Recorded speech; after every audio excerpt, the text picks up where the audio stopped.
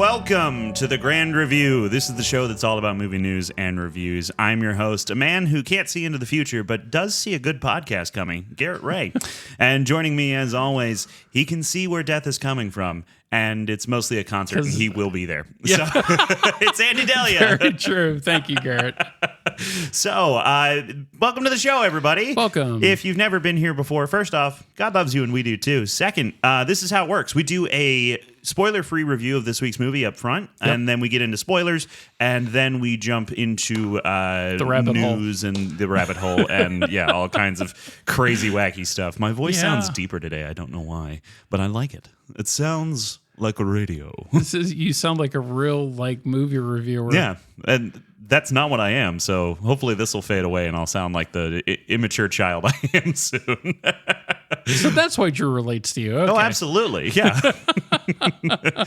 There'll be time code notes down in the show notes, so you can skip around to whatever part of the show that you want to. Make sure you reach out to us on Facebook and Instagram, Please. at Grand Review Pod. And if you're listening on Spotify, you can vote on what you think this movie is, this week's movie. It is good, bad, great, or terrible. That's the rating scale. Yep. But let's get into it. This week, we are talking about Rube Goldberg Presents Murphy's Law, the movie. So we're talking about Final Destination, Are we talking the Bloodlines. Candace Bergen show, or there is a Charles Bronson film called Murphy's Law? Is there really? From the 80s, Oh, yeah. that One sounds of his Canon Pictures. Ooh. That there was a mark of quality filmmaking, let me tell you. Yeah, Canon Pictures. No, they were bad. Let's just anyway. Yeah, but a lot of those movies that Canon did have gained such cult status now over the years, like Life Force. Life Force has this whole cult following now that I had no idea existed until recently. I think there's a hipster for every bad thing. You know, there's someone who likes a bad thing. That movie is just so goofingly bad. Oh, so but it has the cult following is entirely on r/420. Well, and I think that the main actress is naked for about 3/4 of the film. So okay, that'll help. build a cult following very fast. Hi, caramba. Well, at least we can know that the world was always bad. It didn't get worse recently. Yeah. The internet just propelled that. Oh, yeah. Just made it easier. Oh, my gosh. Don't even get me started on the internet, Andy. It's where we are, which means it's a good place. Yes. What did you think of Final Destination Bloodlines? Bloodlines. It was okay. I mean, it was goofy. It was bloody. That's kind of an understatement. But my whole thing, it was nothing different than any of the other ones. So if you're wanting to see the same film again that you've seen for the last 5, you're not going to be disappointed. Sure, yeah. The kills in this are really outrageous, though. They're really funny. I laughed most of the film more than anything, and I'm sure people were looking at me I'm not surprised by that. especially when the kid got crushed by the piano. Oh my goodness. That kid deserved it. He was I mean, you totally see it coming, so that's not really a spoiler, but boy howdy. So it is very squishy. I do like how it's loosely connected to the other 5 films. Yeah, I got the feeling that was happening while also not having seen any of them. I know the log truck thing is a callback to an earlier movie because I've seen that scene, and I don't drive behind logging trucks. Yeah, that's a good reason. I thought it was Christmas Vacation. You just don't want to end up underneath them. I don't want to end up underneath most things, honestly. I just tree trunks, nuclear fallout. Okay. Your mom got you. Anyway, oh, come on. It's your mom's dead. Okay, fine. It was insensitive, but it was classic. It was still funny. It was nice to see Tony Todd one last time. Mm-hmm, yeah. It was kind of sad as to see how badly he had deteriorated health-wise, because you can definitely tell. But the good news about that is it fit the character. Yeah. And so he really went out in style, I thought, and with I don't know if they did this on purpose because he knew it was close to the end. But yeah, it's a very poignant way to go, your final appearance. Right. And so yeah, it was I'm not even a big Tony Todd fan, but I still got a little choked up by that. It was just It's a nice send off. Yeah, it was. Like, I still go back. You know, he was in films long before Candyman and even the Final Destination series. Like, he first popped up in Platoon. Yeah, he's part of that, and The Rock. Like, he stands out pretty well in that too. Yeah, he's got that it factor, you know, that presence, and it's the voice probably mostly. Right, the voice does a lot for him, and that's why Candyman was so effective. Like the Clive Barker one, not that crappy remake. that remake is awful. I absolutely hate that movie. The only good part is the last 5 minutes where Tony Todd appears. The original one with him and Virginia Madsen, I still think is a very classic horror film, and it's fantastic. Haven't seen it. Not a shock. Like we were saying off mic earlier, I've made Garrett watch more horror films in this past year than he has seen in his entire lifetime. Yeah, I'm pretty sure if I went and did the numbers, it would actually work out. I think you have gotten kind of an appreciation for them and see partly why I like them. I have an appreciation for horror as a genre because it is a genre entirely built on the art of building suspense, which is actually just what filmmaking is in general. Can you make me believe these characters are in danger? Can you build the tension and release it well? That's what a scene study is how does the rising tension happen in the scene? How does that fit into this overarching thing? I appreciate that. I appreciate the creativity of the kills. I also get very sad sometimes because a lot of people die. Yeah. So for that aspect, Final Destination does do that. Oh yeah, like you have this impending sense of doom the entire film because you know, but it's almost like what angle is it going to come from because it's never the obvious. Yeah, the fun part of this movie was definitely trying to figure out. It shows you the pieces and you have to figure out how exactly do those pieces fit together. Because, the camera tells you, like, this is important, this is important, this is important. It's not hiding it, but that is what's fun about it. And I like this idea, and I see why it built a franchise. This idea that death is not directly doing things, but indirectly causing, this sequence of events and using people's, hubris against them. And I think that's really fascinating as an idea. It is. And that's why I say it's good. It's a good bloody popcorn film. It's very bloody. Oh my goodness. This is the kills in this were some of the squishiest people I've ever seen. I think I'm going to give it a good 2. I definitely cool. I actually did feel at one point there was so much. How would I put this? There was so much goo happening that the thought of reaching over and taking a drink and feeling something go into my mouth would make me actually throw up. I just got stomach turned at some point, and I can't even remember which kill it was at this point. But there was just one point where it was like, I don't feel good. The bad part about this that I don't like is the use of VFX for a lot of it and not practical. Yeah, I mean it's definitely it's interesting that it's able to. I see why you would want to go that way because you can transition from the real person to the CG double in the shot and then have their head split open in ways that you couldn't do otherwise. But at the same time, you can tell that it's CGI goo, you know? And so it doesn't hit in the same way that some other deaths we've seen in horror movies this year do. Right. I still think that the studios that are really perfecting and investing in like true original horror stories are A24 and Neon. I think they're doing a great job of putting those movies out. Yeah, a little sizzle for later because I've got some news about Neon. Yeah, that I'm pretty sure you know about. I already know. I'm keeping it close to the chest for the audience. But yeah, this one, it's all the fun stuff to talk about is in spoilers. Yeah. But overall, I'd say performances are mostly good. Our lead character is about as good as you're going to get in a horror film. Yeah, she's, she looks concerned the whole time. That's her job. Okay. She's not doing anything bad.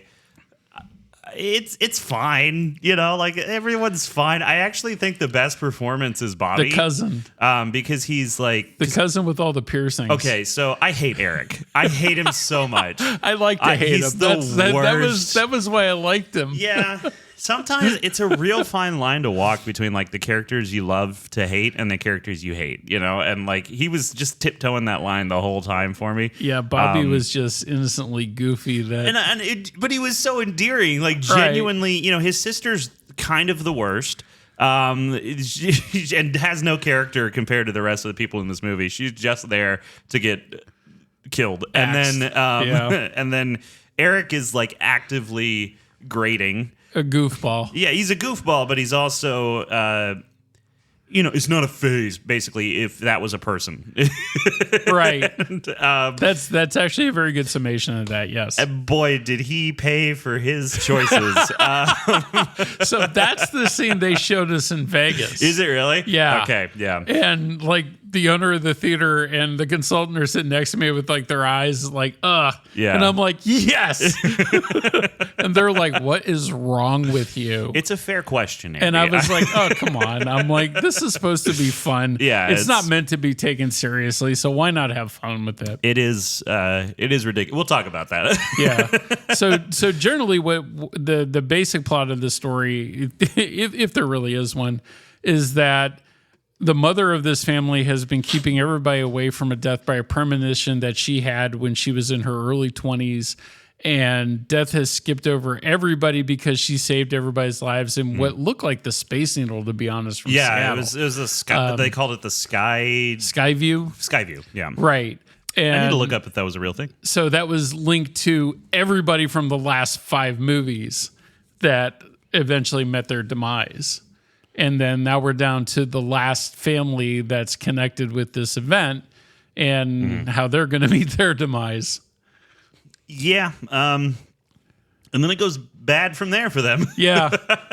There are some shocking deaths that really just like and look, I knew what I was going in for. Somehow though it was still much bloodier and grosser than I was expecting. And I think it's because everyone, you know, just kind of explodes to some degree. Right. Warner Brothers is really like, well, or New Line. You know, New Line's the official studio that's put in, which is generally Warner Brothers. They're banking on this thing being like huge this weekend too. Well, I mean, 4.7 million in Thursday previews is not bad. Considering there's nothing out right now either. Like here, what really is its competition other than Thunderbolts? Fight or Flight? Yeah, I don't think so. I will have to say, at least this was to me was more entertaining than Fight or Flight was. I would agree. Yeah, and I also like I do want to say I think the movie looks good. Like the cinematography is good. The edit is very. It's doing exactly what it needs to do. Like it is a well put together movie that's trying to tell you like everyone's gonna die. Can you figure out how? Like it gives you the pieces, but it's also just a little bit obtuse about how that all might play together. And I enjoyed all that a lot. Sometimes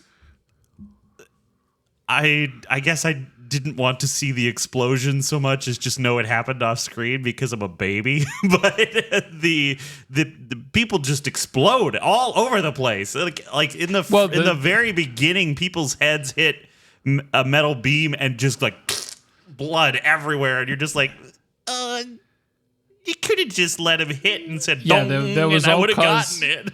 All cause of a stupid little kid and a penny. Children. Am I right? Seriously. But yeah, so, it's good. I wouldn't recommend it to children. I wouldn't. No, I wouldn't say that you should take your 10-year-old to this for sure. No. There's language. There's blood. Surprisingly, no sex. Little sex or nudity. There's no nudity at all in this film. There's an implied thingamabobber though. Oh yeah. Yeah, we'll get. Yeah, so let's just head right into spoilers. Yeah, I think it's time to do that. So spoilers, everybody. Spoilers. That man pierced his no square, and So Eric, at a certain point in the movie, we are down to so the dad of the cousins has died. The mom is back in the picture, and she seems to be the most sane out of any of them. Right, but everyone thinks she's crazy. Yeah, but by what standard? But that's the thing, though, is like if you think you have life figured out, you probably are a nutcase, right? You're standing on the street corner going, the aliens are coming. I know everything is happening and you're not seeing it. The grandmother was definitely nuts. She was not, though. I mean, and I actually really liked Iris, and I kind of wanted more of the movie to be based around that character. I really did like the building of tension there. That whole opening sequence with the sky view and watching everything unfold, just shocking. And it also was kind of beautiful. It was very well shot. It captured that feeling of the 1950s so well. Yeah. I was sitting there going like, man, I want another Tomorrowland because it looked like this. And you're not going to get that. I know I'm the only person who wants it. But it was really, really pretty. And I was just like, I wasn't expecting this in a Final Destination movie. Honestly, right. Like sometimes horror movies are just they're bog standard sort of affairs. Yeah. This one feels like it's trying to do some nice visuals. Like it's trying to be a movie. I feel that New Line really had to kind of bring everything back to the forefront because it's been 25 years since the last one that was done called The Final Destination. 25 years? Yeah. Are you serious? Yeah. No, that can't be. I think so. No, Look I'm not that old. I can't be that old. I am that old. We know you are. I remember going to see the last one in the theater just because it said it was going to be the last one. Okay, 2009. So not quite that, but 16 years. 16 years. 16. Okay, yeah. But even still, that's a long time in between. Yeah. So which means that it took them that long to have a good enough story to want to, film it. 3 people are credited with the story on this. John Watts, Guy Busick, and Laurie Evans Taylor. I kind of believe that because 3 different minds on the death sequences in this film. Yeah. It can't really all come up by one person. Right, you need a collaborative effort on that. Just fascinating that the story for this was developed by the guy who wrote and directed Wolves. Really? Yeah, it's John Watts. He also did the Spider-Man trilogy under Marvel's Cinematic Universe. Cop Car, and a movie called Clown. Cop Car was pretty good. That's Kevin Bacon. Yeah. Wait, what was the clown one? It was just called Clown. Oh, okay. Yeah. I thought we were going to get into Clown in a Cornfield. No, we'll get into that later. But yes. I almost got that here this weekend. Oh, really? Yeah, because I sent a thing to our film buyer saying, hey, can we book this just so I don't have to pay to go see it? And he was like, yeah, I can make that happen. And he's like, do you really want to play it this weekend? And I was like, no. Oh, no. You betrayed me. How dare you? Honestly, it's not, considering we have to clean Movie House next week. Right, yeah. Big time. Yeah. I didn't want to add or make anything more complicated for this weekend. Just keep things simple. There would have been, there's a lot going on as far as movies go this weekend starting next week. Next weekend starts almost a month and a half run of just nonstop.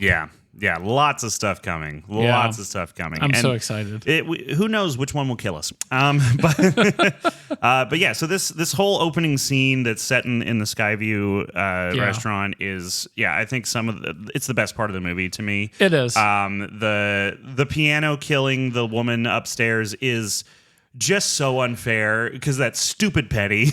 And I love that the penny becomes a thing throughout the rest of the movie. It's because this was what was supposed to set off that entire sequence. I like she stopped. The fact that piano ended up on that rotten little kid. He deserved it. First off, that cop was not even that fat. He wasn't. Come up with a more apt term. It's the 50s. Use a slur. Anyway, but I'm kidding. But that kid totally deserved it. It was the only person in the whole movie who I was like, all right, that's fair. Yeah. I'm on board with death for this one. Yeah. What a jerk. He sucks. And well, first off, he's taking coins out of the fountain. Bad luck is right. Oh my gosh. Yeah. Dude, that penny came back to the tower when thrown off just to be a jerk. Yep. It was okay, buddy. Yeah. And then I like the fact that it's even in the end credits, like with rolling along the map of human destruction. Yeah, that was great. Yeah. I really did think that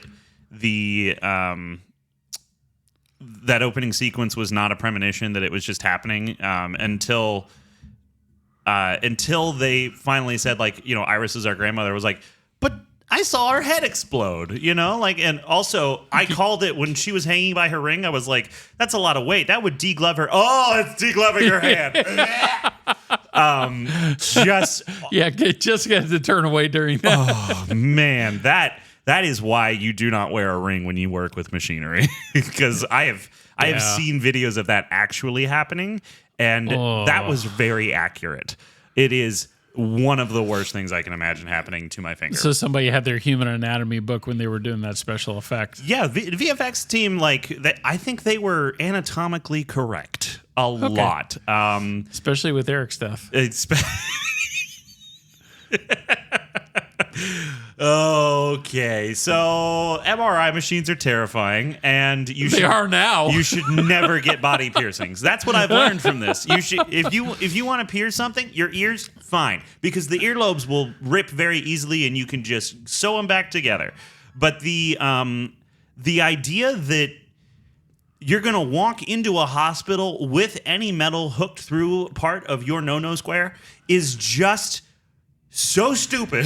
But it was a great surprise for me because I hated Eric. Yeah. So that's like the kill of the movie is an MRI machine gets turned on accidentally, of course, and then keeps going up and up and up in intensity. Yeah, it's just slowly building in power. Giant electromagnet that starts sucking anything in its path. Yeah. And then Eric, whose piercings and everything just started getting ripped out of his body, and then a wheelchair that ends up... And he has the skull from the poster tattooed on his stomach. So then that gets shot through with all the tattered shreds of the wheelchair. He gets folded in half backwards, but not before he has to stand and feel his earrings get pulled out, his nose ring get pulled out. Then his nipple rings start to go, and they were weirdly stretchy before they ripped out, which makes me think that his nipples must be the floppiest I've ever seen. And then you get, I don't know why those were pulling, but the one downstairs was not at that point, but I don't care. It was a very funny surprise. Yeah. Look, I don't care how edgy you are.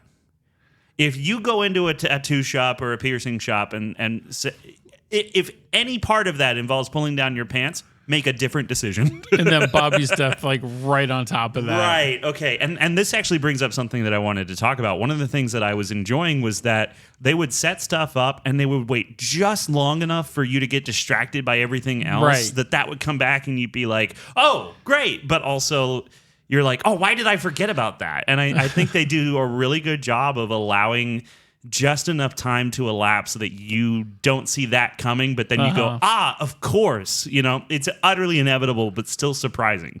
And maybe that's because I had the memory of a goldfish. The sister in the garbage truck is pretty good too. I love the sister in the garbage truck. I love also that Sylvia, is it Sylvia?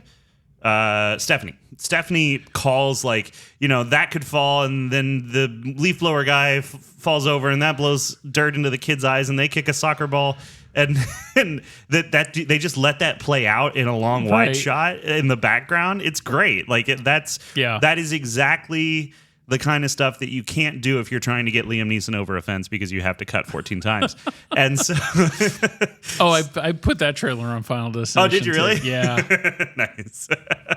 Yeah, I really thought that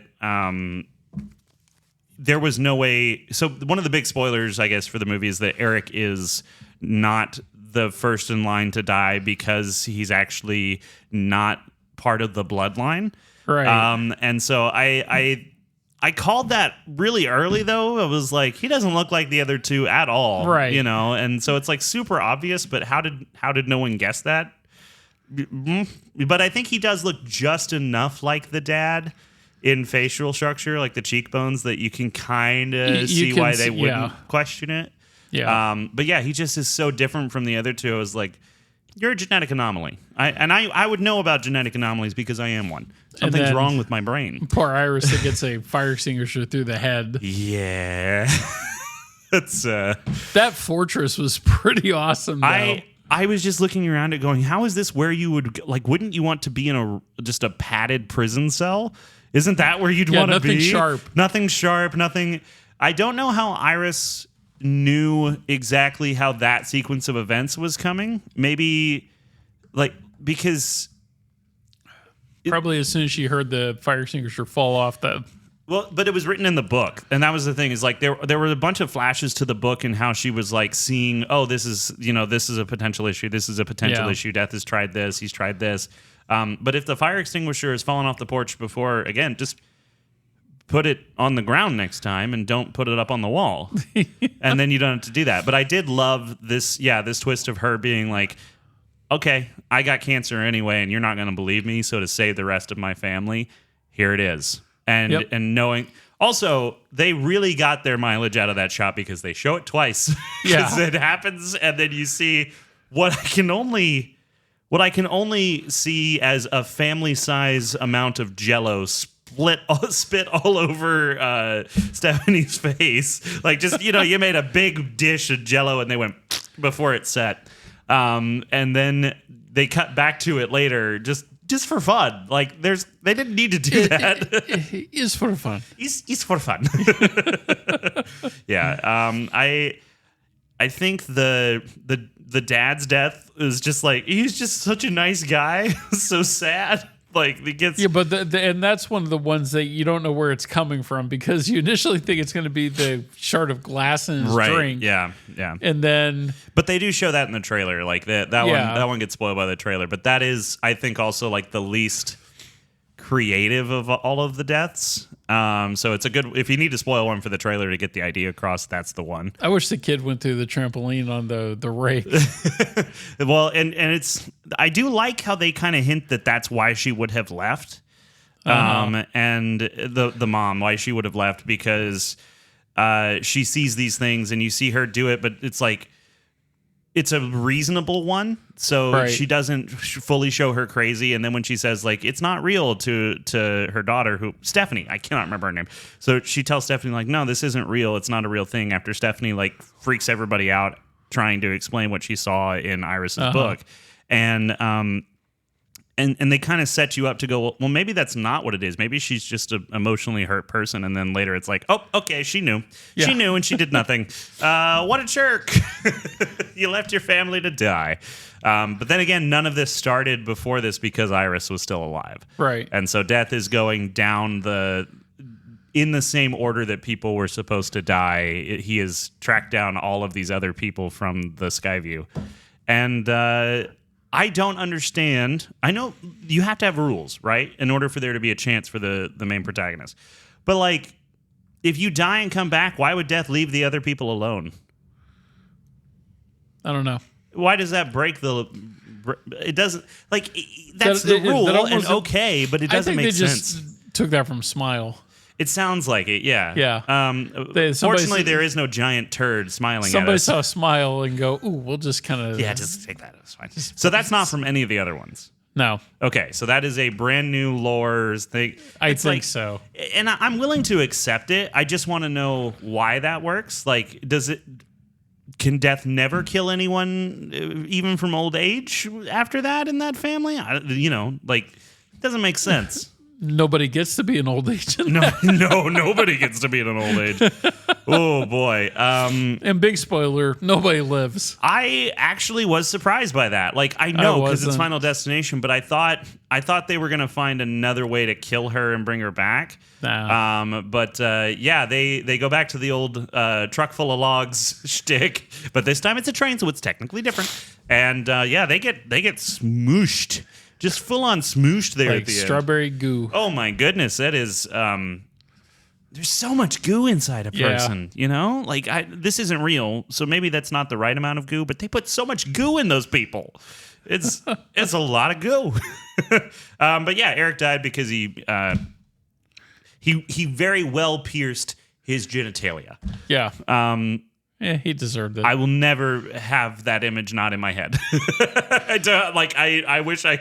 Jessica started laughing like hysterically during that part too. Oh, you are really influencing her now, aren't you? Yeah, I think so. Welcome to the dark side. Yeah.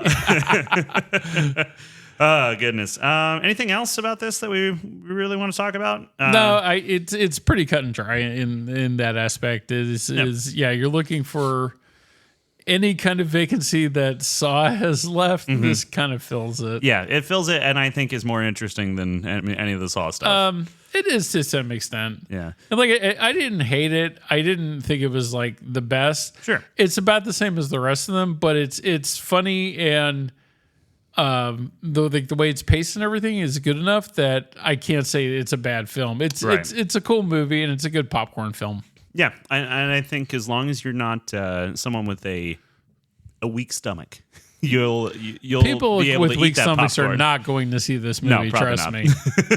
We still have Accountant 2. Go see that. Yeah, that one's a good popcorn movie too. Or if you're really into mind-numbing entertainment, Minecraft. Anyway,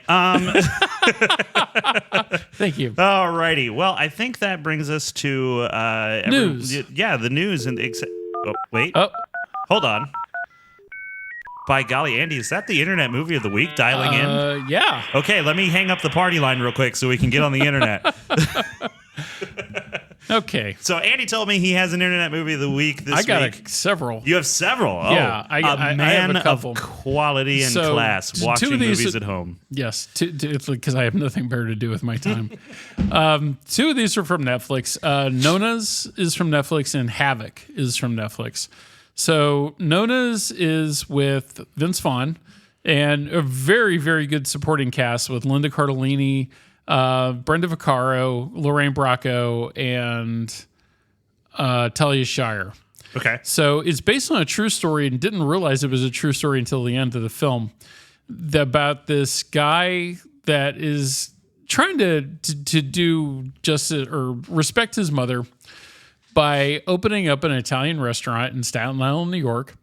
And the chefs are three old Italian women from the neighborhood. Nice. So it's, and of course there's the usual problems, and the three women kind of don't like each other because they're from different parts of Italy, which I think are really funny. Which is funny because in Italy, you can only be from 5 miles apart from each other. America first. America's the greatest. It's all about how they end up making the restaurant a success, and then there's real life footage during the credits at the end of it. Oh, cool. Linda Cardellini, cute as could be. Yeah, the love interest for I've Vince had a crush Vaughn. on her since Scooby-Doo. Freaks and Geeks. I love Freaks and Geeks. I still haven't seen Freaks and Geeks. I need to see that. You Yeah, should. That's where a lot of the people got that start. Yeah, like Seth Rogen. Dave unfortunately.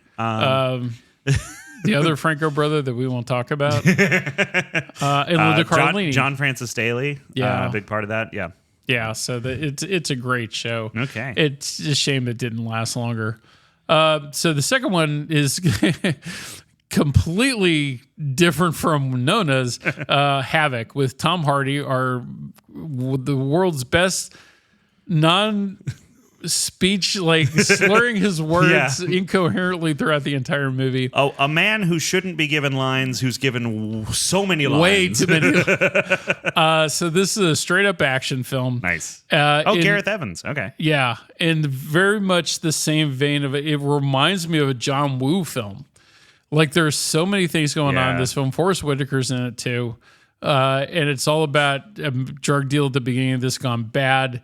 Who's going to get killed? Who's the one kid involved is linked to the mayor or somebody high up in government politics, which is Forrest Whitaker. It's his son. Gotcha. Trying to save him. And all of these different webs of lies, deceit, double cross, and a whole bucket full of bullets. That's like working at a Waffle House. I'm not kidding. A bucket?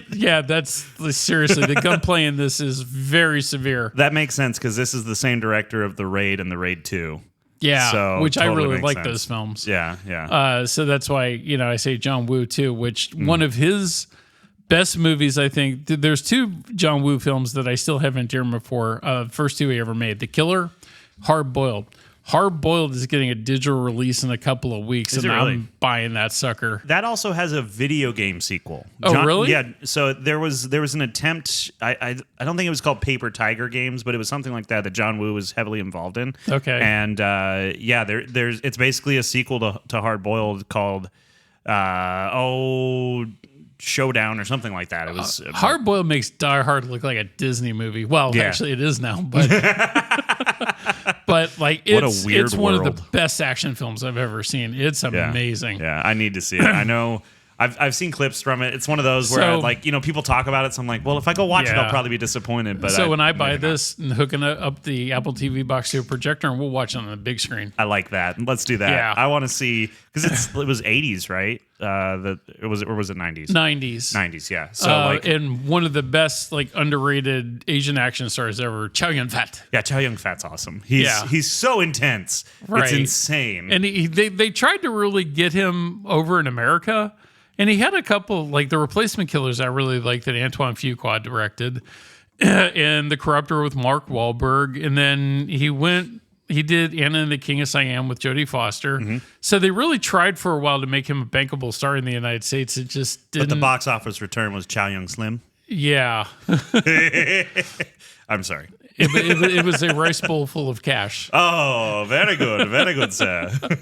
But Havoc, a lot of fun? Havoc, yes, okay. A lot of fun. Definitely big on action. A Netflix movie worth watching. That and Nona's, the two, actually, they're worth your time. Yeah, okay. Sweet. But the last thing that I discovered this week, and I really got sucked into, I watched 8 episodes in a row, is The Studio, which is on Apple TV. Seth Rogen's take on Hollywood and how everybody is just stupid that works in the business. It's the easiest. And there's so much movie reference in it that I sit there and almost have to watch an episode twice because I'm laughing at all the references throughout the entire. And that's right up your alley as someone who would know all of the references that most people wouldn't get. So in the pilot episode is. Rogen is a studio exec that gets promoted to the head of the studio by Bryan Cranston, whose name is Griffin Mill, which if anybody knows that's the title character from Robert Altman's The Player. So right there, I'm already drawn in to the movie reference. And then his assignment that he has to do by the owner of the studio is make a movie version of Kool-Aid. That's such a Hollywood note. Right. Can it be... we need it to be red because that's the branding, but can it feel blue? What? So initially they get Martin Scorsese, who has the script to do Jonestown. Mm-hmm. And they're like, well, wait a minute. That's how everybody died, and Jonestown was we can do the Kool-Aid film by this Martin Scorsese script. Oh, my God.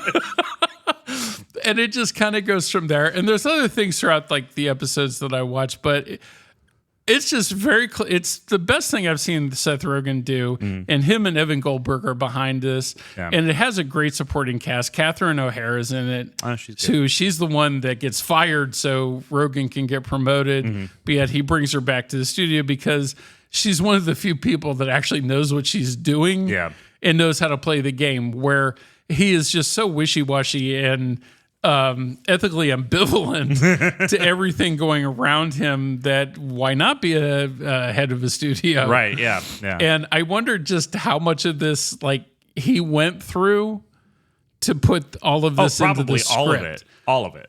I mean, there's no doubt. Hollywood is, and I have been on the outskirts involved on several Hollywood productions, but man, I can't even describe to you the people who aren't even in the inner circles think they're so much better than you. Oh yeah, and say so much insane stuff to you, and you're like there was this one woman who I was working with, and we're filming a documentary with James Hong, so I'm there with James Hong and trying to do my job. And she tries to tell us that we need to do negative lighting, which is not a thing. It's called negative fill. And that's also not how you use it. It was just, but she she also would talk directly into the end of the microphone on the radios. So it sounded like right. That was all you could hear. And we would say, please hold the microphone further away. And then she walked up to us and said, I've been doing this for 30 years. I think I know how to use the microphone. And we said, could you just try? Really? Prove it. And then she goes, fine. Because I'm trying to tell you need to be over here. We're like, yeah, thank you. We can hear you. Like 30 years and you didn't get that? So it's funny that Jessica like leans over because it's all these, meetings and pitch ideas and everything. She's like, I couldn't stand to be in those meetings for like 5 seconds. I'm like, hun, I actually sat through like a bunch of things like that when I interned for New Line. Yeah. So I know exactly what...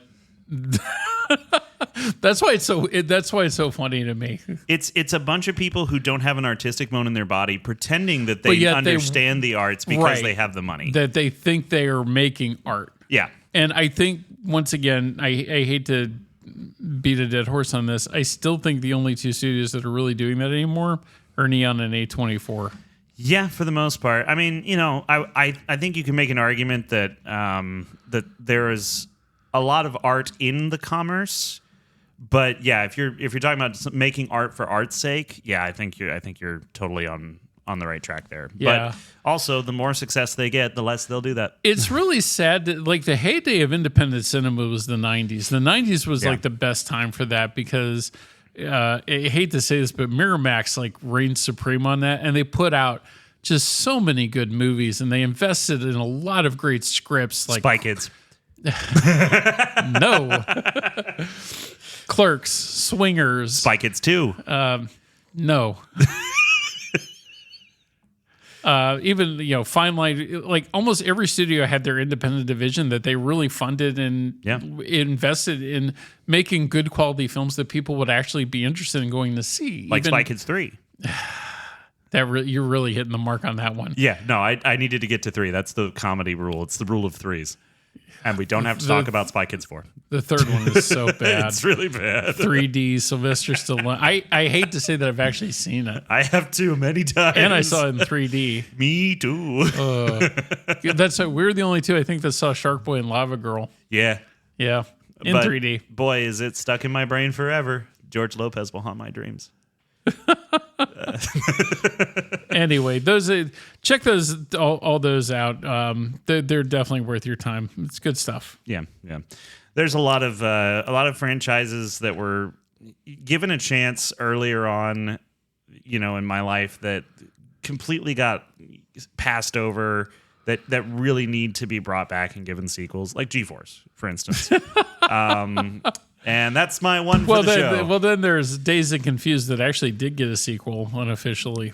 Oh, did it? Yeah, it's called Everybody Wants Some. And Richard Linklater did that one too. It's not nearly as good. It's not nearly as clever.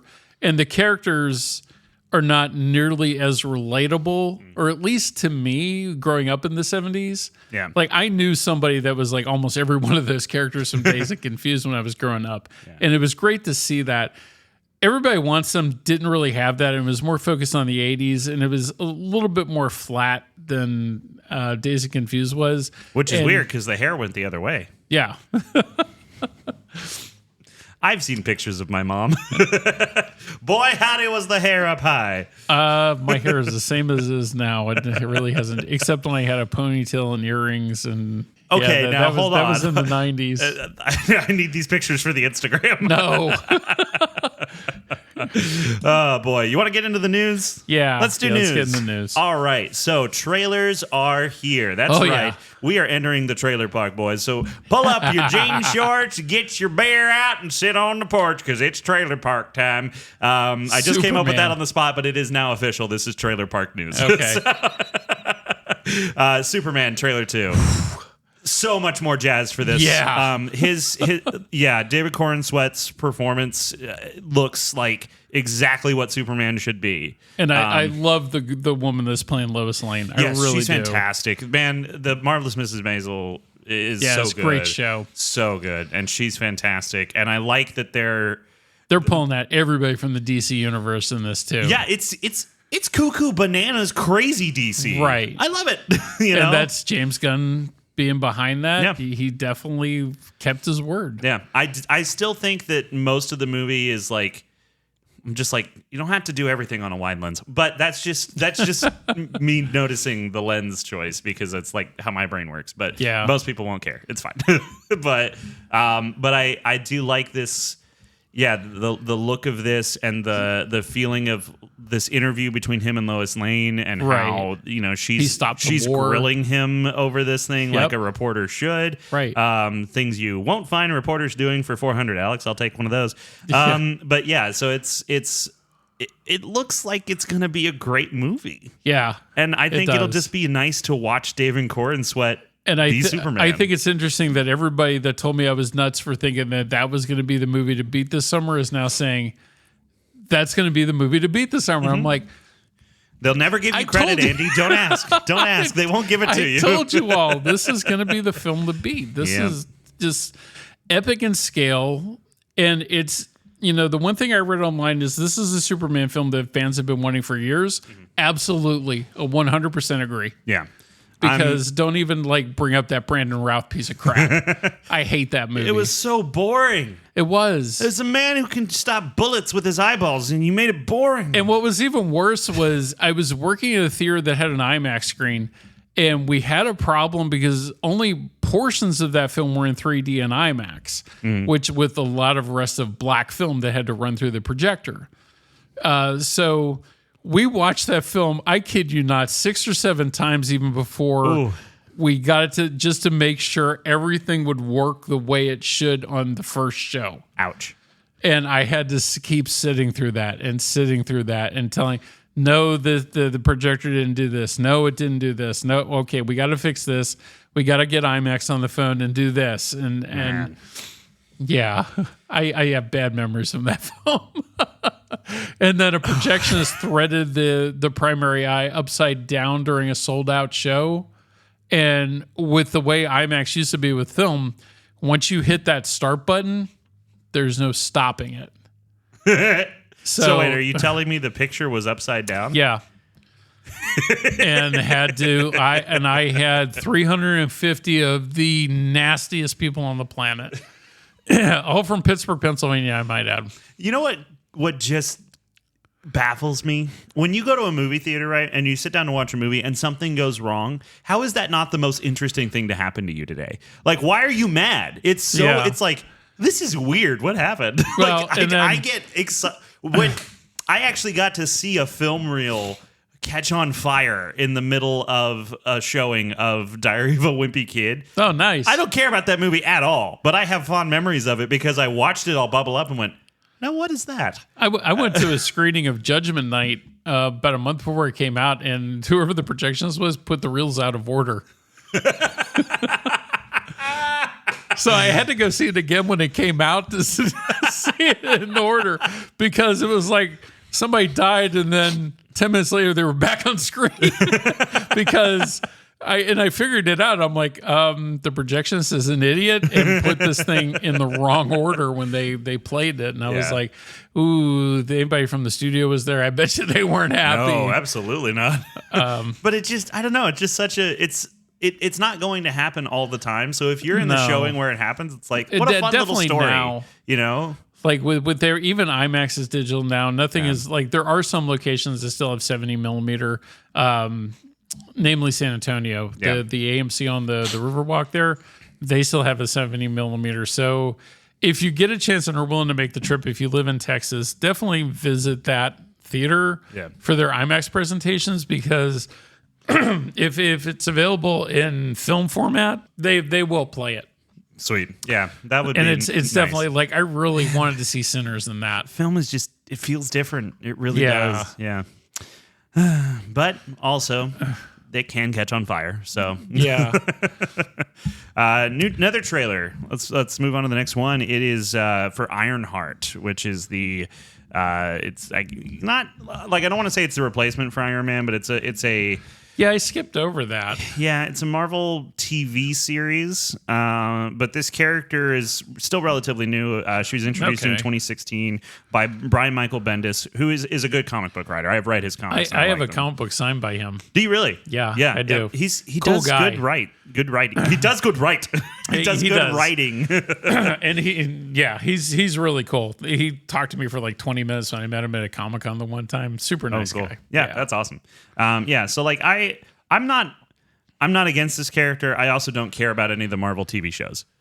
And I think Ironheart first showed up in Wakanda Forever, but I haven't seen that because I heard everyone was just like, it just kind of happens. It's okay. Yeah. Ryan Coogler is producing on this, so some that would be your VFX, only reason for watching it. Yeah, I mean the VFX look good. Like the suit looks good, and there's a point in the trailer where she punches a truck and it flips over, and it doesn't look as fake as the one that was in Thunderbolts that got flipped over when Bucky went boink. I think it looks fine, but at the same time, like this whole idea of like. None of our heroes can be heroes anymore. They all have to come from a bad background and have a redemption arc to start. I'm like, okay, it's not a bad thing. It's just like that seems to be the trend for almost all of them now. And whatever. There's a final trailer for F1 now. Okay, yes. I missed it because I was here late, but you saw it. Yeah, loved it. I can't wait for that. Like, I'm seriously, like, we're going to go watch that in IMAX. Yeah, I think we have to. Yeah. Because that film, just the scope and how it looks and everything, that really is made for an IMAX screen. I give John Krasinski... Not John Krasinski. It's John Turtle Top. No. Hold on, I can solve this with Wikipedia, and I can do Tron this. Legacy. Yeah, now it's showing up in our system as F1 the movie, and I was it is now. That's what it shows on the poster now too. Right. I'm like Joseph Kaczynski. Thank you. And I was like, well, what other? I guess is people going to get confused that they're coming to actually see a Formula One race?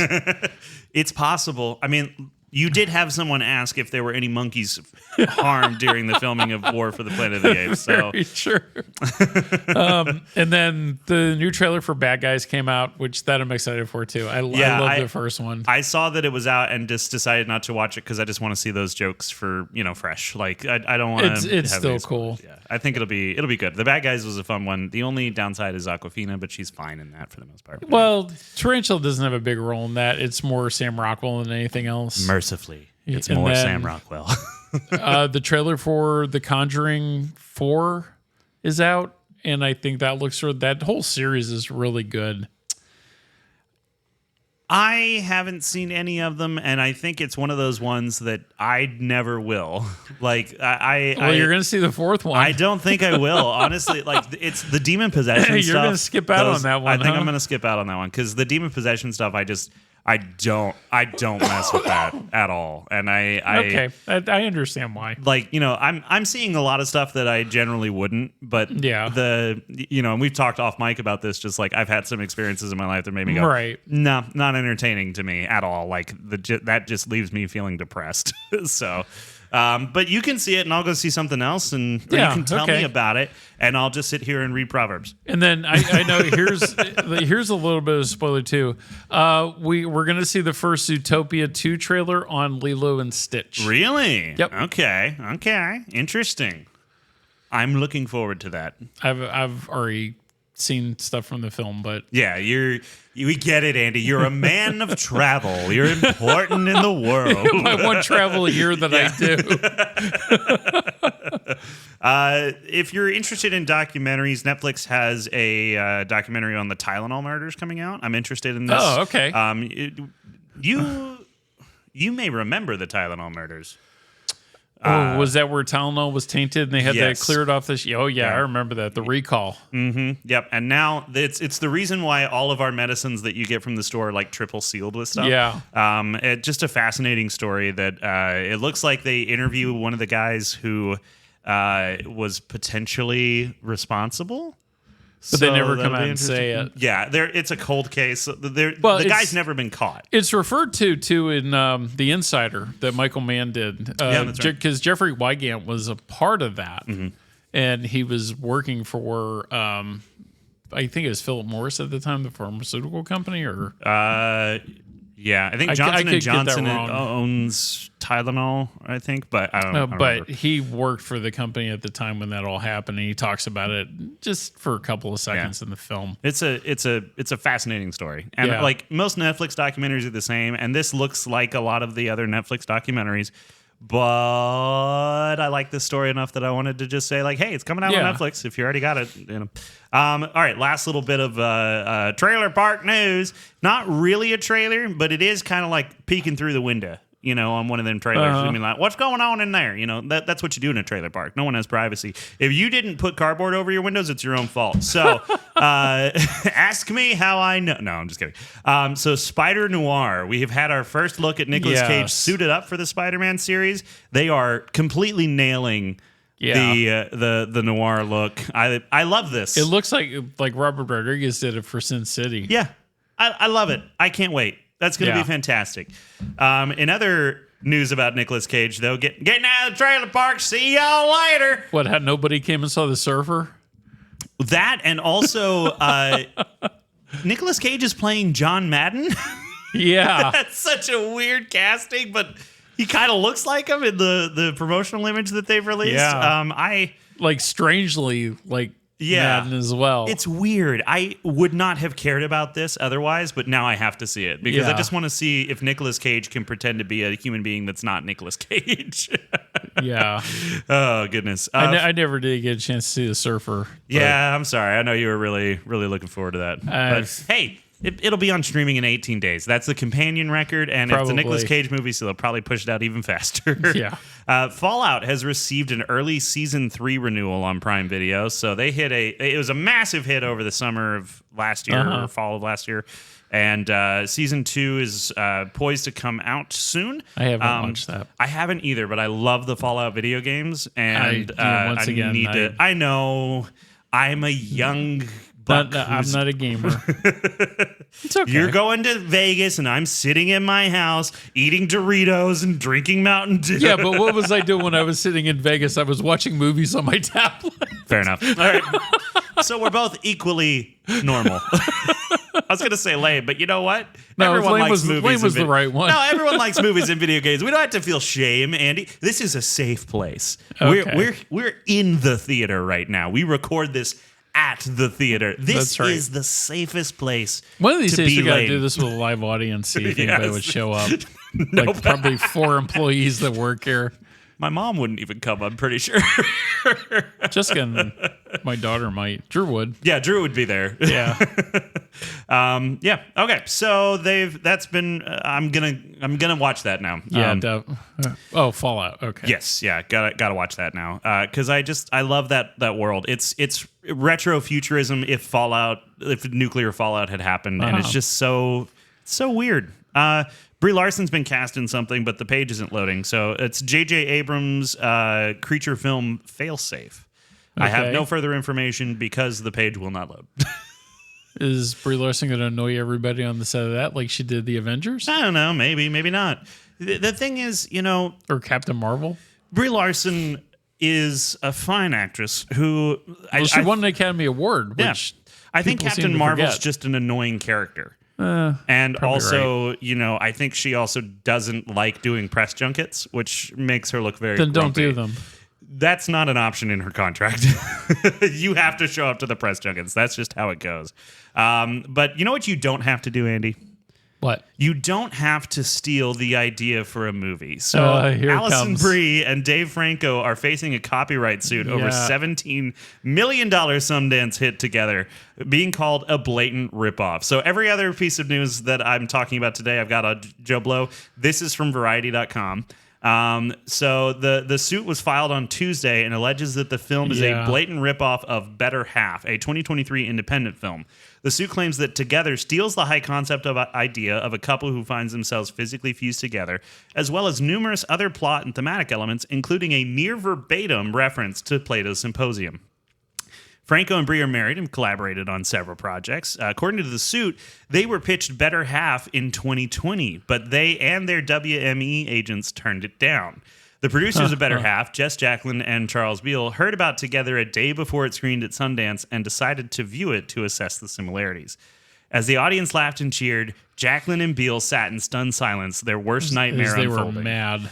Scene after scene confirmed that the defendants did not simply take stock ideas or scenes off air, but stole virtually every unique aspect of Better Half's copyrightable expression. So now I gotta find Better Half and watch that now. That is interested. Yeah, like I want to see that now. So because I also want to compare.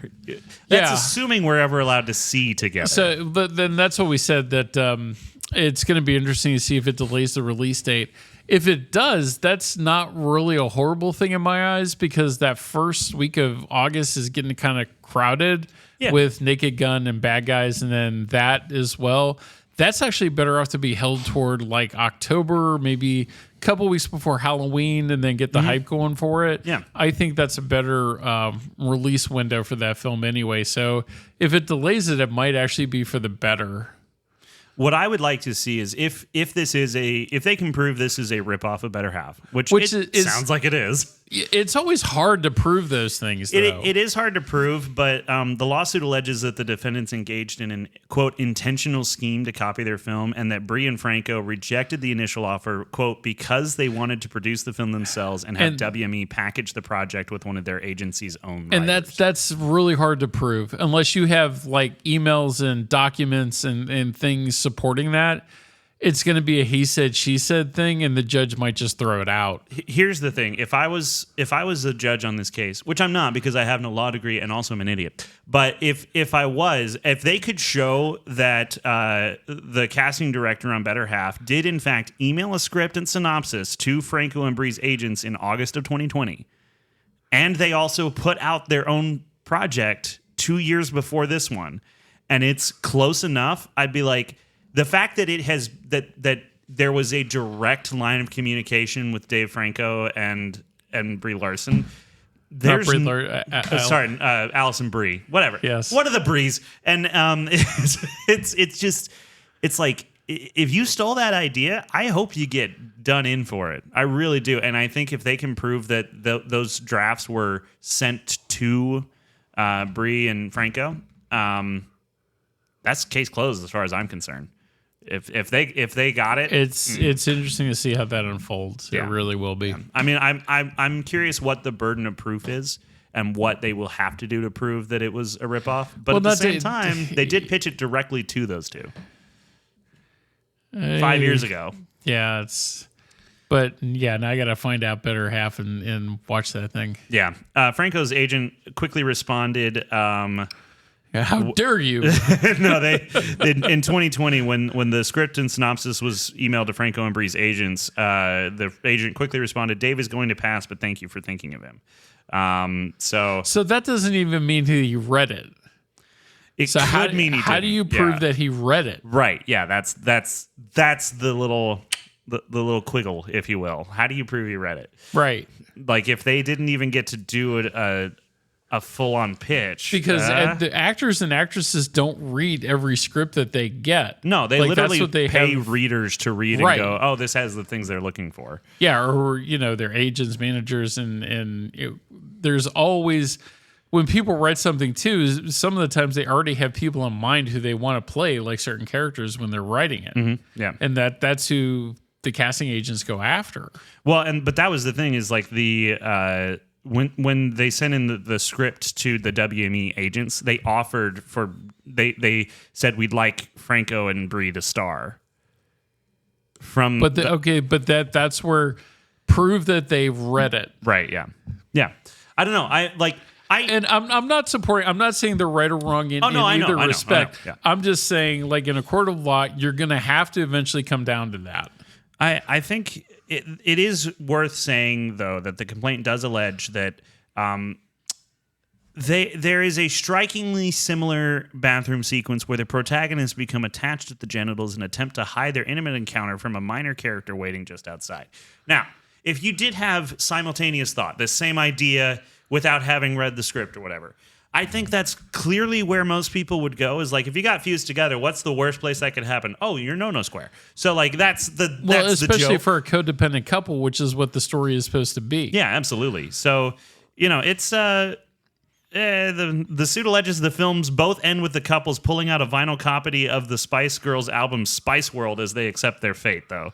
So that's a pretty close resemblance to happen by happenstance. But also, it could be that there are only 3 ideas in the world.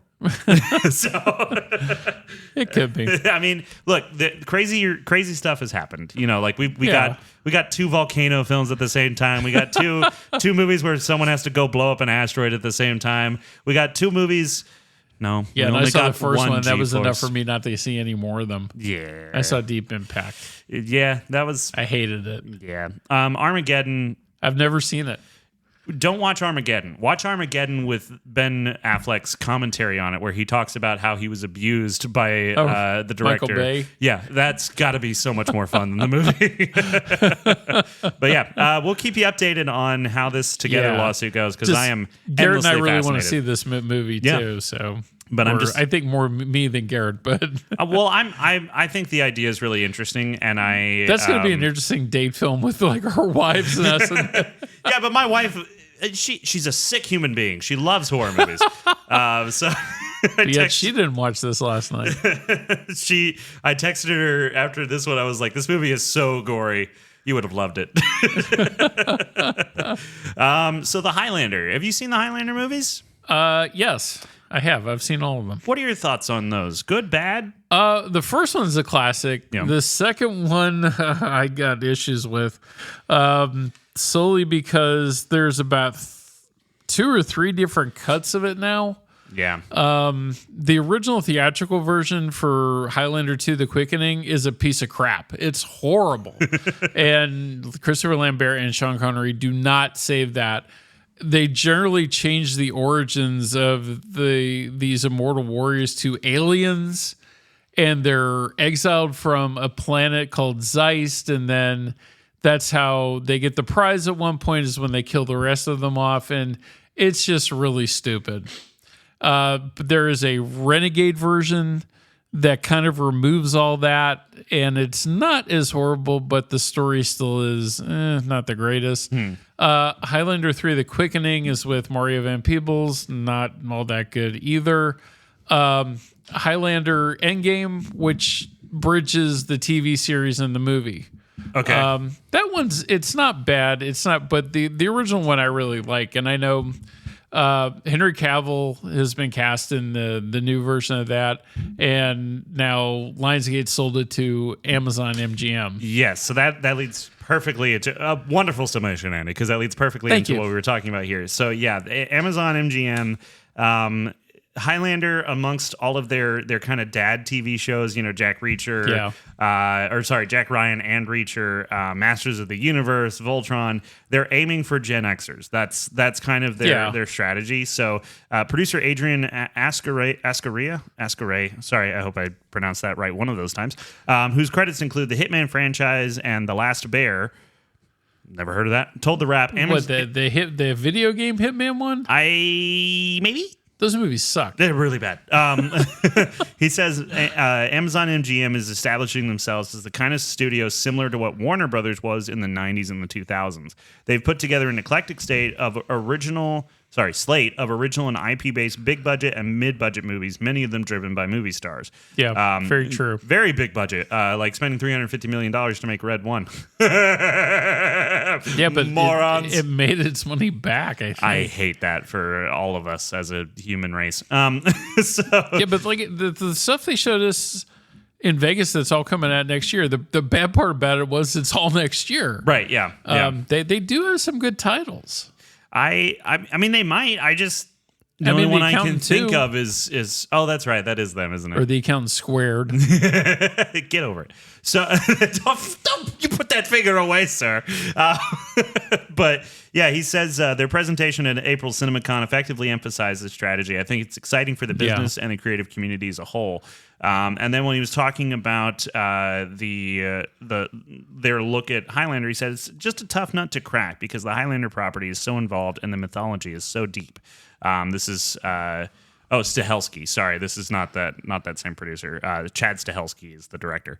But he said so that's the same guy that did the John Wick movies. Believe so. Yeah. Yep. Yeah. He said, but try to make it, it's the mythology is so deep, but to try to make it our own and to be somewhat true to the original, yet do it in a way that makes it ours is a little tricky. We don't want to do a remake. We don't want to do a reinvention. We want to do something that's fresh, that utilizes the mythology of what everyone loves from the movie. So the remake. They don't want to do this, but that's what it's going to end up being when it's all said and done. We don't want it to be the same, but we don't want it to be too different where people might have problems. So what we'll try to do is make everybody happy, and then no one will be happy. And that's Hollywood, baby. Because I know the Sean Connery character is Russell Crowe. He's in he was attached to it at one point. Okay. Ramirez, which was the even funnier thing about the original one is like Sean Connery is supposed to be a Spanish like warrior. I'm from Spain. Can't you tell But from my accent? it's like the bad guy in the first one is really convincing. The Kurgan played by Clancy Brown, which was the bad guy. Yeah. He's great. I totally forgot it was Clancy Brown. Yeah, that was his first big movie. Was Mr. that. Krabs himself. Yeah, and it's a cool story. Just the sequels are. Yeah, I just thought it was a Toyota truck. I didn't know anything about the movies. But I have the original first one. I really like that movie. I think you know what? I'm in the mood for some like old classic, action films. Really good sword fighting sequences in that too. They're very well choreographed. All right, how does it hold up compared to Princess Bride? It's a little bit more bloodier and intense than the Princess Bride. I mean, look, that is my standard for all sword fights because I'm not left-handed. The only way to kill these immortal warriors is to cut off their head. You know what? That would work on me too. Are you excited for Sinners getting a July 4K Blu-ray release? Heck yeah. Yeah. It also will feature the expanding aspect ratio of IMAX showings. Yes. So this will be an interesting way to see it. I read that this morning. Look, there will be the black bars going up and down, as long as it's not as much as it happened in The Last Night. No, not Dark Knight. Transformers The Last Night. The entire last hour of that movie is Michael Bay performing a psychological experiment to see if changing the format of the movie between every shot of all with 3 shots per second can actually break a man's brain. And let me tell you, Andy, it can. That film's awful. I think that's what killed me on the whole Transformers franchise. Like I didn't even watch the last one that came out a couple of years ago. Yeah, the Rise of the Beast or whatever. Yeah, I didn't Drew see that. loves it, which is not the stamp of approval for me.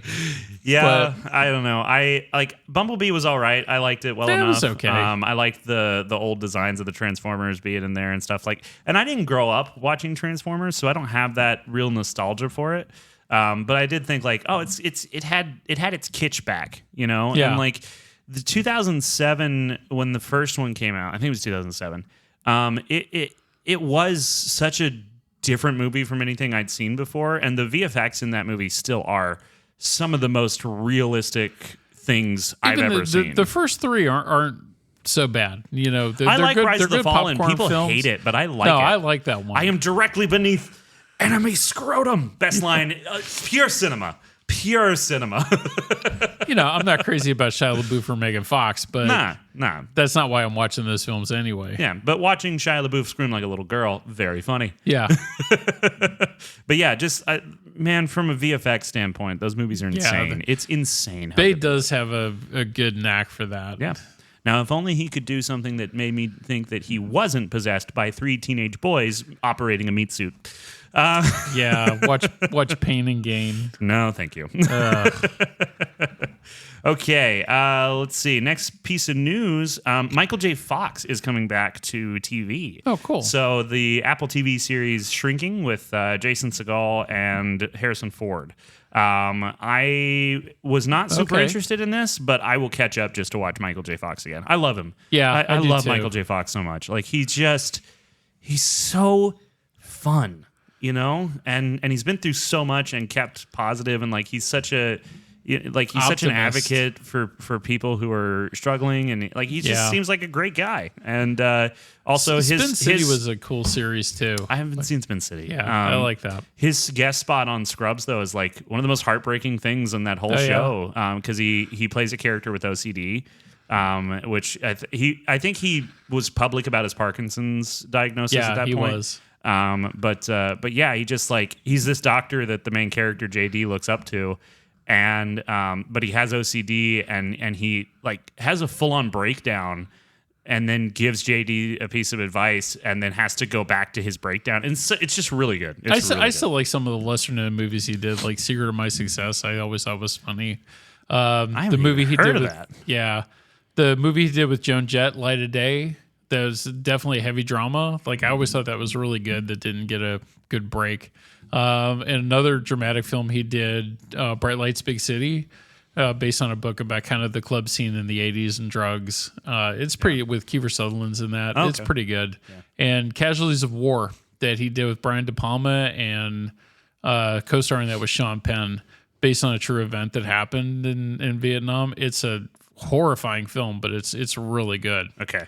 I need to just go through his catalog. Yeah, there's the stuff that's lesser known is actually some of the better stuff. You know what's not good though? What? Whatever it was the Weeknd put out. So this Hurry Up Tomorrow. Hurry Up Tomorrow. It's being called a vanity project that makes the Weeknd look bad, and I'm like, yeah, he's a musician. But so it's like it's funny that was like the end of Lionsgate's presentation at CinemaCon was that movie. Really? And we were like, why?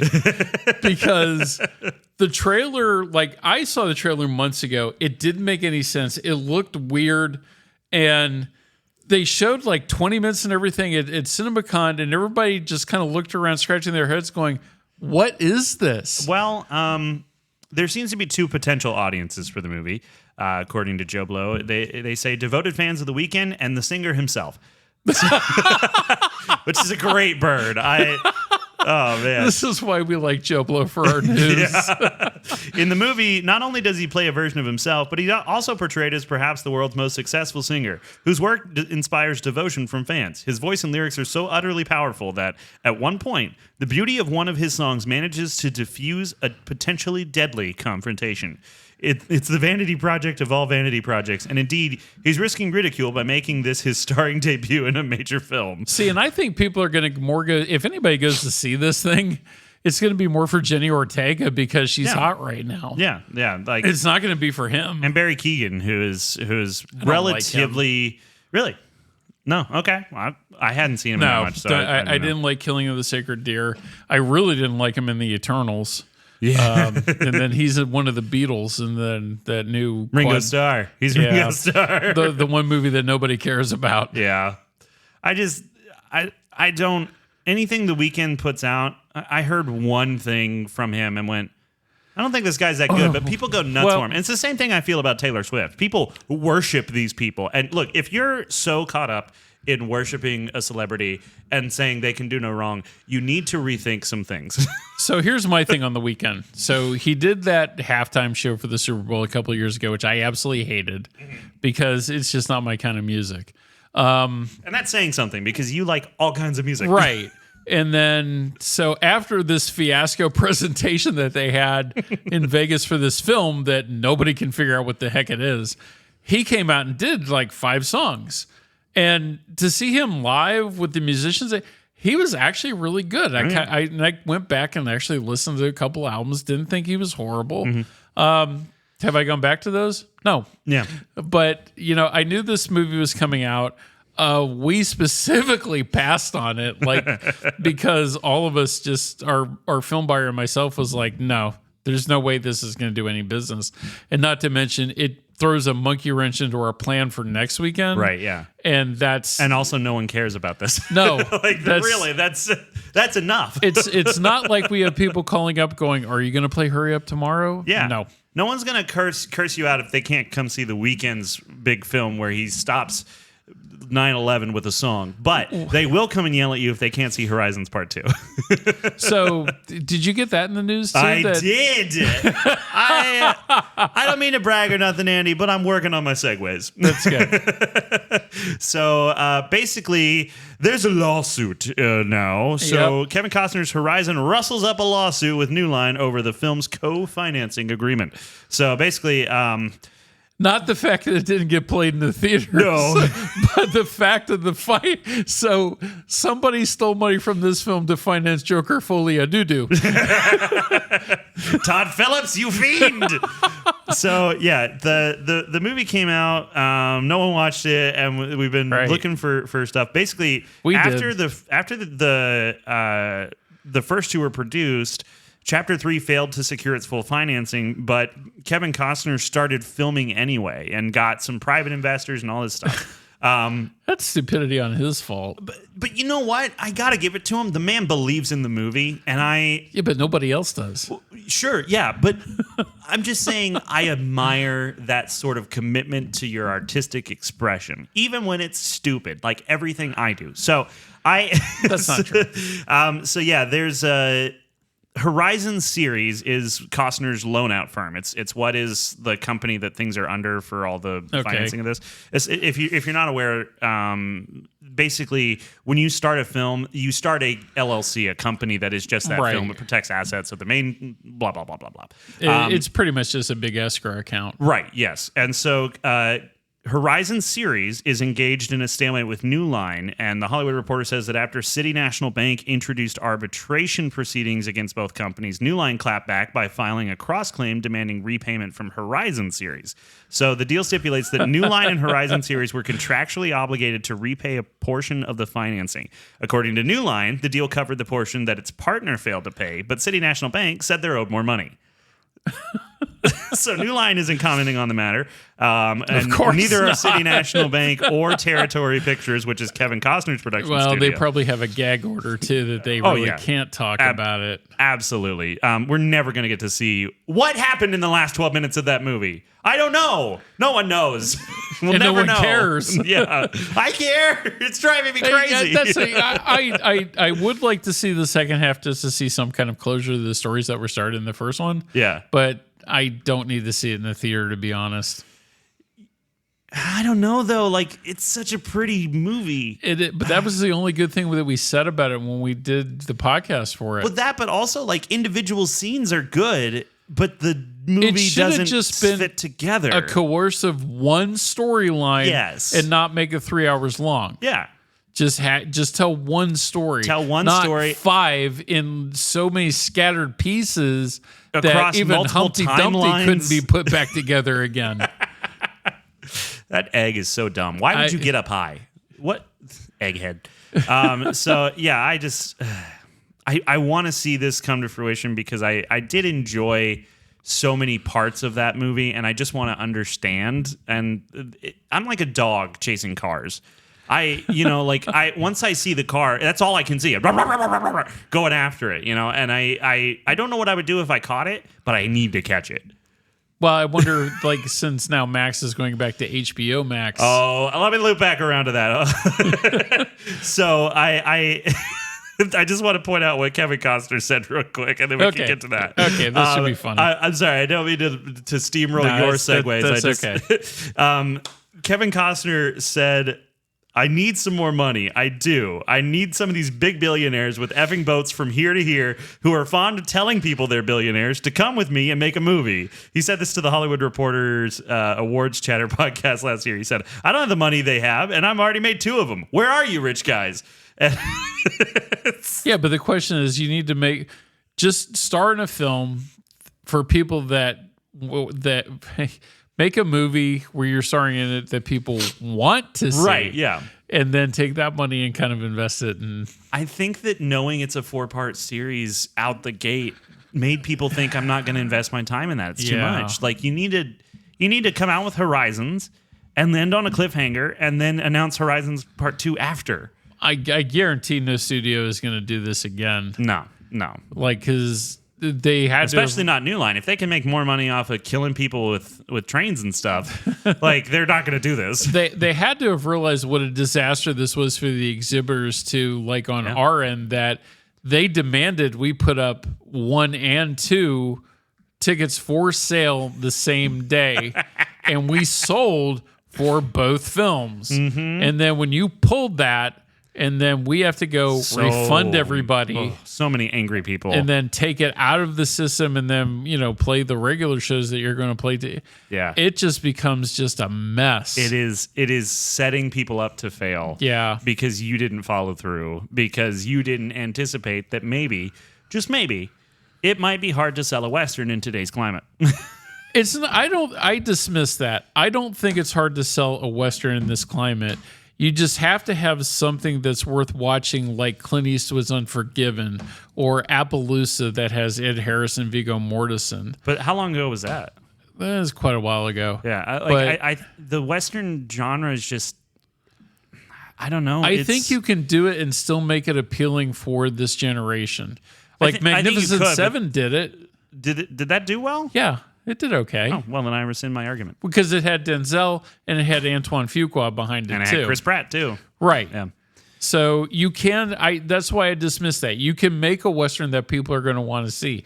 You just have to make the story simple and easy for people to watch. Okay, I have an idea that I think might shake the whole game. What if you had cowboys and aliens? I actually like that movie. I do too. I really do.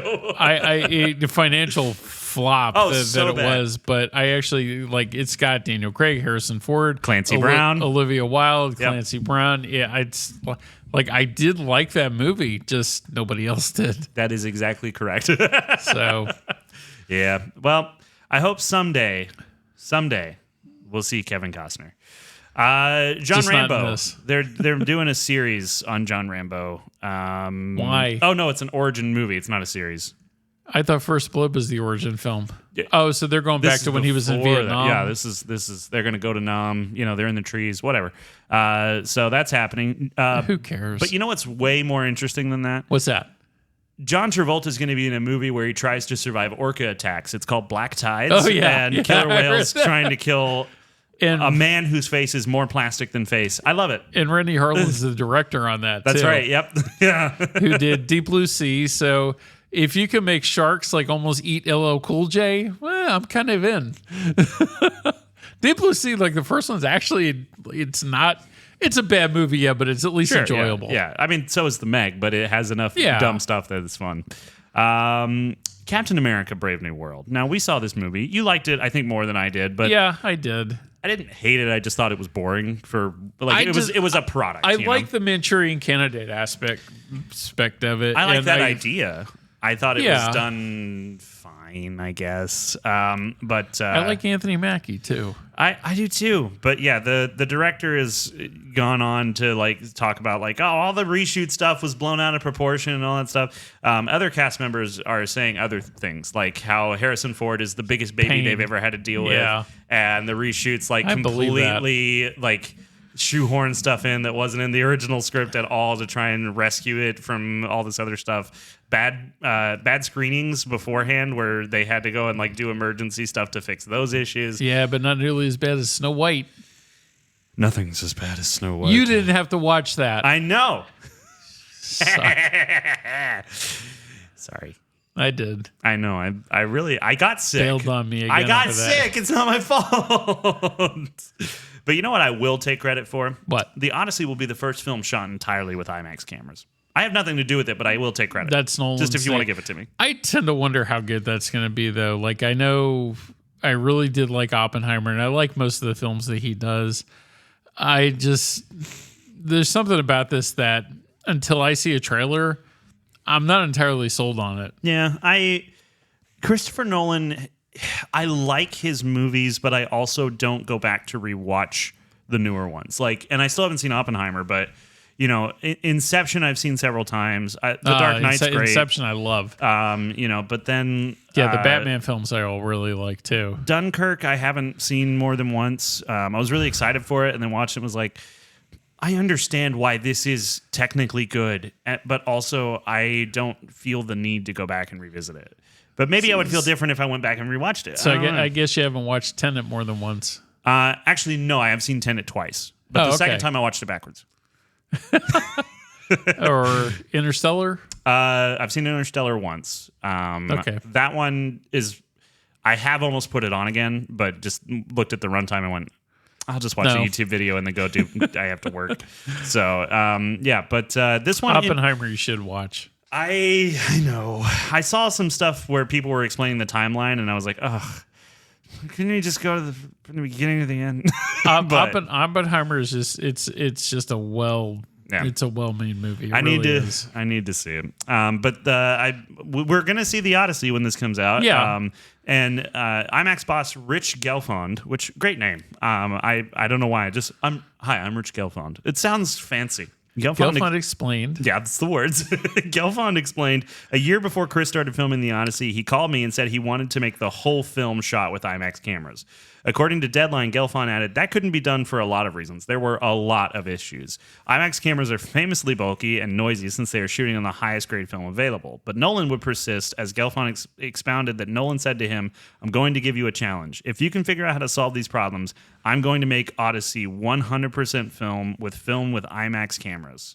He said, we've solved his problems. So this will be the first film ever, at least, filmed 100% with IMAX. Huh. So, okay. Fascinating. Which means no black bar is shifting. Yeah. Take that, Michael Bay. Do that for less than $100 million. Gelfond stated that at the Cannes lunch presser, he said, Chris forced us to rethink how we operated our film side of our business in different ways. So we have a program now to train new projectionists, and we're putting more parts out around the world, and we're working harder at developing spare parts. And we're looking at ancillary things like film recorders and film scanners. You know, it's not just a camera thing. It was kind of a challenge to look at our business in a different way. And I'm glad he gave us that challenge. And a future for film and IMAX film specifically, I love that.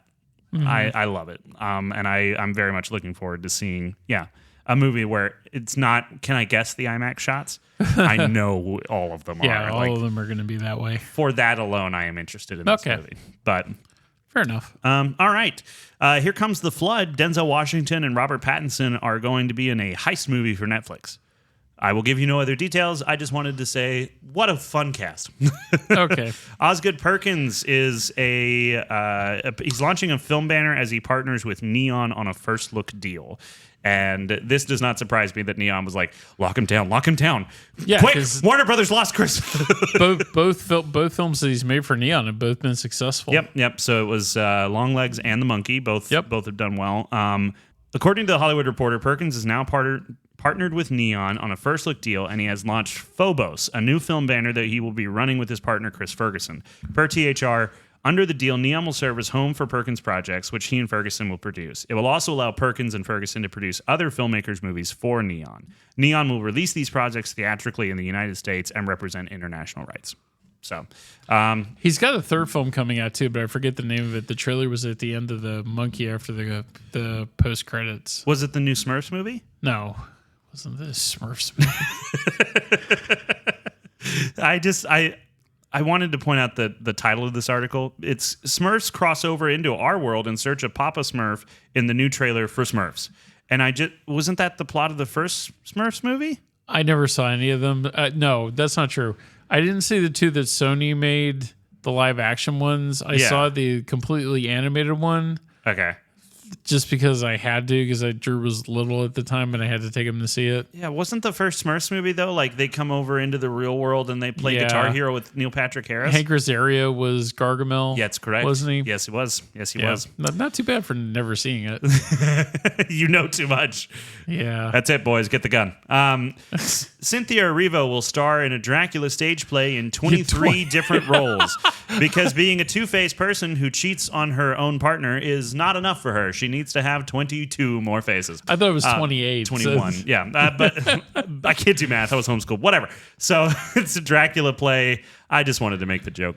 Anyway, David Zaslav. We loop back around to it. I promised you we would. Yeah. Max is reverting back to HBO Max, according to the man who has a name that says, hello, I'm a villain. So the CEO of HBO and Max Content, Casey Bloys, added, with the course we are on and strong momentum we are enjoying, we believe HBO Max far better represents our current consumer proposition. And it clearly states our implicit promise to deliver content that is recognized as unique and, to steal a line we always say at HBO, worth paying for. Why? Why can't you just... Why? Well, was it because of that whole deal with TLC that they brought them in?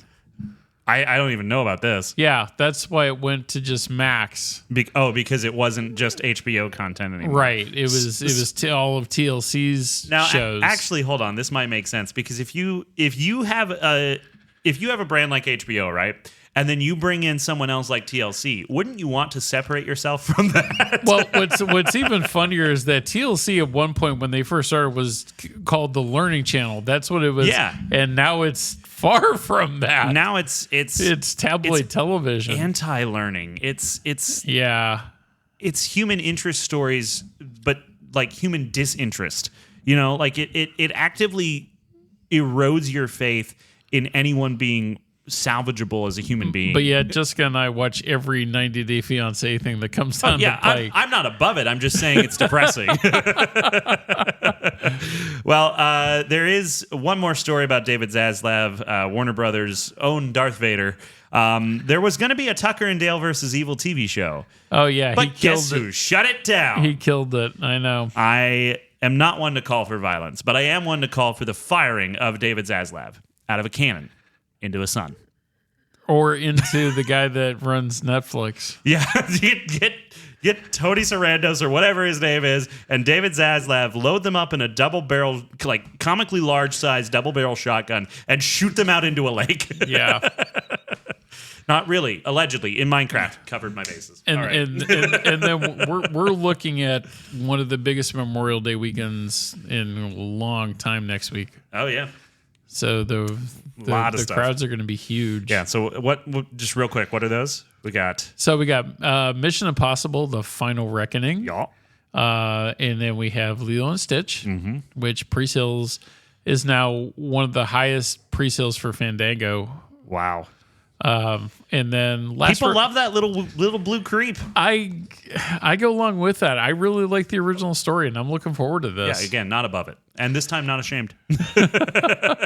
And then, The Last Rodeo, Angel Studios is which actually looks really good. Something for everybody. Yeah, get out to the theater, really guys. You get out to the theater. You can get tickets online, grandavenuetheater.com. Yep. And that's in Belton, Texas. You should come here and watch movies. If you don't, I don't know what to tell you, except that death's going to accelerate. You're going to Cinemark or AMC or Regal. No, that's not an option. You either don't see movies ever again or you see them at Grand Avenue. That's what I've always said. So I guess it's a good thing, too. We passed on Shadow Force. Because I saw like the second week, like most theaters just cut it down to one show. More like Shadow Farts. Because I thought about playing it here at one point, and then it just interfered with too many things. So we were like, no. And then we got Fireflight instead. Yep. Which I don't know if was the better option, but it was easier to play. It was fine. the poor man's bullet train, as I refer to it as. At least we got to see a man hallucinate someone being lifted up into a luggage tote. That scene reminds me too of there's a Steven Seagal. Well, it's not a good Steven Seagal film either. Out for Justice. What is a good Steven Seagal film? First one he did, Above the Law. Actually, I really like that one. Yeah, but not because of him. No.